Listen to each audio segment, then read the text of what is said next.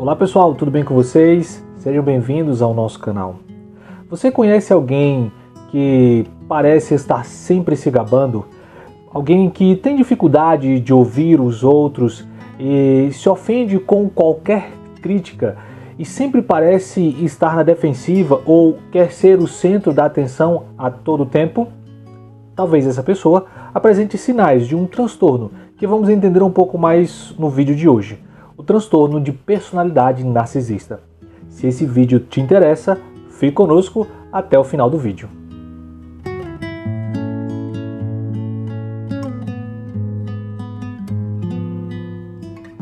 Eu quero te lembrar que esse é o nosso terceiro vídeo de nossa série falando sobre os transtornos de personalidade. Nós já falamos sobre o transtorno de personalidade borderline, o transtorno de personalidade obsessivo-compulsivo e o transtorno de personalidade paranoide. Se você tem interesse, acesse a playlist e verifica também os outros vídeos. É importante mencionar que este e os outros conteúdos foram produzidos tendo como base o DSM-5, ok?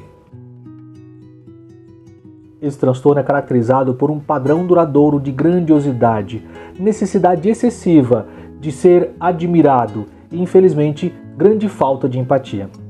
Mas veja, é importante mencionar, não confunda com alguém que simplesmente é vaidoso ou autoconfiante. No transtorno de personalidade narcisista, essas características são extremas e persistentes, interferindo nas suas relações pessoais, relações profissionais e muitas vezes causando sofrimento, tanto para esta pessoa quanto para quem convive e para quem se relaciona com ela. Agora nós vamos nos aprofundar em alguns principais sintomas ou sinais. E à medida que eu for falando, você pode ir aí pensando e quem sabe você lembre de alguém. Mas é importante também mencionar que para o diagnóstico correto do transtorno de personalidade narcisista, é importante a presença de no mínimo 5 dos sinais que nós vamos mencionar. Primeiro, se acham melhores do que realmente eles são. Essas são pessoas que têm uma visão exagerada de si mesmas. Elas acham que são mais importantes do que outras, mais inteligentes, altamente talentosas do que realmente elas são. Imagine aí uma pessoa que pode dizer que salvou o projeto do trabalho, o projeto na escola ou no próprio trabalho, mesmo que tenha feito pouco ou quase nada e a sua participação tenha sido muito pequena.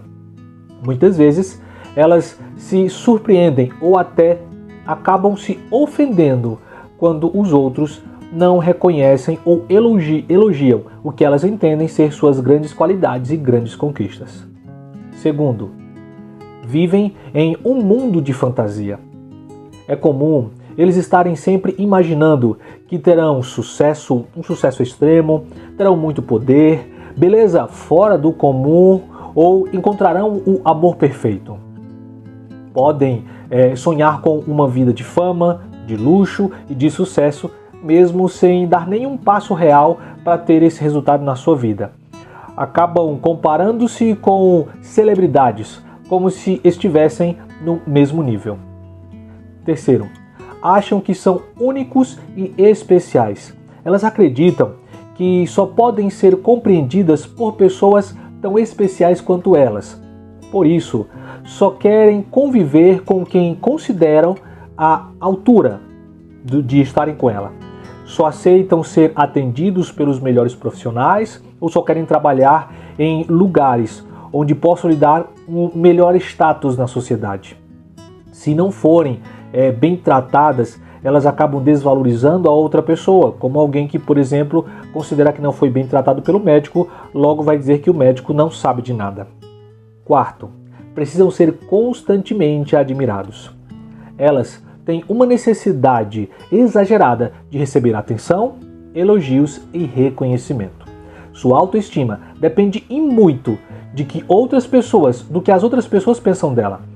Podem ficar extremamente incomodadas se alguém elogia uma outra pessoa no trabalho, na escola, ao invés dela e das suas competências e das suas qualidades. 5. Acham que merecem um tratamento especial. É isso aí. Tem sensação de que elas são muito importantes e de que os outros, infelizmente, não são. Acreditam que não precisam esperar em filas para terem suas necessidades atendidas e que elas são altamente importantes e devem ser supridas ali de imediato. E se isso não acontece, elas ficam altamente irritadas e ofendidas com outra pessoa. 6. Exploram os outros para benefício próprio. Essas pessoas usam outras pessoas, na verdade, para alcançar o que elas querem, o que elas desejam, mesmo que isso prejudique a outra pessoa. Podem manter um relacionamento apenas para tirar vantagem, para tirar benefício, como conseguir um status social, conseguir favores, e depois simplesmente esquecem, ignoram e abandonam a outra pessoa. 7. Não têm empatia, ou simplesmente têm uma grande dificuldade de se colocar no lugar de uma outra pessoa. Elas não conseguem perceber ou não conseguem se importar com o outro de verdade, não conseguem se importar com os sentimentos e necessidades dos outros. Podem falar por horas sobre seus problemas em um desabafo, mas se mostram impacientes quando alguém as busca tentando desabafar. Também podem fazer comentários insensíveis e desnecessários para se vangloriar, como por exemplo, dizer que está muito bem, que está muito bem e está ótimo na frente de alguém que está doente ou que está passando por alguma dificuldade. 8. São invejosas ou acreditam que estão sendo alvos de inveja. Elas costumam sentir inveja das outras pessoas ou das conquistas alheias, ou simplesmente passam a pensar que os outros estão agindo com inveja diante das conquistas dela. Se alguém no trabalho é elogiado, eles acabam desvalorizando, dizendo que a pessoa deu sorte no que fez ou que conseguiu aquilo porque puxou o saco do patrão. 9. São arrogantes e snobs. Apresentam atitudes de superioridade, como se os outros fossem completamente inferiores a ela. Acabam tratando mal funcionários, garçonetes, outros colegas de trabalho, qualquer pessoa que elas julguem que estejam abaixo do seu nível, usando, quem sabe, um tom de desprezo ou simplesmente usando um tom de condescendência com as outras pessoas. Apesar da aparência de autoconfiança do narcisista, muitas dessas pessoas têm uma autoestima extremamente frágil. Portanto, críticas, frustrações ou rejeições podem ser vividas como verdadeiros ataques por elas. Por isso, elas reagem com raiva, com desprezo e até mesmo com agressividade. De alguma forma, é como se essa arrogância fosse uma armadura para esconder esse vazio e essa fragilidade. Sabe, as causas, elas são complexas e podem envolver fatores genéticos e neurobiológicos, podem envolver experiências da infância, como pais que supervalorizaram a criança ou desvalorizaram a criança, pode envolver a falta de afeto ou a exposição a um modelo parental altamente narcisista. Outro fator é o contexto social, o contexto que reforça o sucesso na vida a qualquer custo. O interessante é que esse transtorno costuma se manifestar no início da vida adulta, mas os traços podem surgir ainda na infância, entre a infância e a adolescência. Veja, não é porque alguém tem alguns traços de personalidade narcisista que essa pessoa tem um transtorno. O diagnóstico só é feito quando este padrão de personalidade é altamente persistente e inflexível e, claro, traz prejuízo real à vida da pessoa e daqueles que a cercam. Portanto, é fundamental que o diagnóstico correto seja feito por um psicólogo ou por um psiquiatra com base nos critérios do DSM-5, inclusive base para o conteúdo deste canal. E se você está se perguntando se tem tratamento, sim, tem tratamento. Embora o tratamento para o transtorno de personalidade narcisista seja desafiador, existe tratamento. A psicoterapia, especialmente a terapia cognitivo-comportamental, é uma fantástica aliada para ajudar em muitos aspectos, como, por exemplo, ajudar ao paciente ou a esse narcisista a desenvolver mais empatia para com as outras pessoas. contribuir para diminuir a necessidade de constante validação de outras pessoas nos seus relacionamentos. A terapia cognitivo-comportamental vai ajudá-lo a reestruturar suas crenças disfuncionais no que diz respeito à necessidade de validação e de centralização, ou de ser, na verdade, o centro das atenções e dos elogios. Outro benefício vai ser ajudar a lidar com as frustrações de forma mais saudável. É claro que às vezes o tratamento também pode envolver medicação para lidar com sintomas que estão associados com ansiedade, depressão ou mesmo a impulsividade.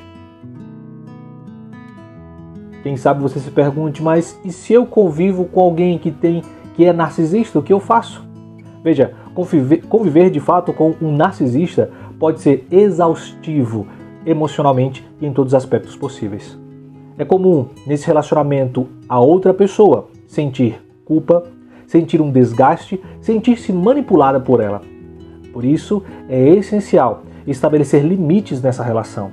Cuidar de sua saúde emocional é indispensável e, se for necessário, procurar o apoio e ajuda de um terapeuta dentro ou para te ajudar a lidar com esta relação com este narcisista.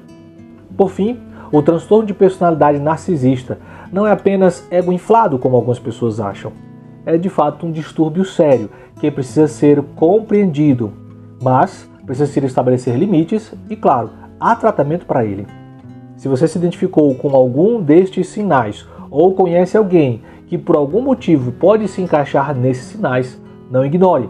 Busque ajuda para que você possa viver de forma mais saudável ou a outra pessoa possa ter relacionamentos saudáveis. Buscar ajuda é um ato também de amor para com as outras pessoas. É mais do que um ato de coragem, é um ato de amor para com aqueles que nós percebemos que precisam de um apoio e precisam de um amparo. Entender um pouco mais sobre o transtorno de personalidade narcisista, como que ele funciona, quais são os sinais, o que isso significa. Eu espero que esse vídeo tenha te ajudado. E se você gostou, por favor, deixe seu like, deixe também o seu comentário, nós queremos saber um pouco mais. Qual desses sinais aí do narcisista te chamou mais atenção? Se ele não é inscrito no canal, por favor, se inscreva. E obrigado por ter estado conosco até aqui. Obrigado por tua paciência, por tua audiência. Fique com Deus e até o nosso próximo vídeo.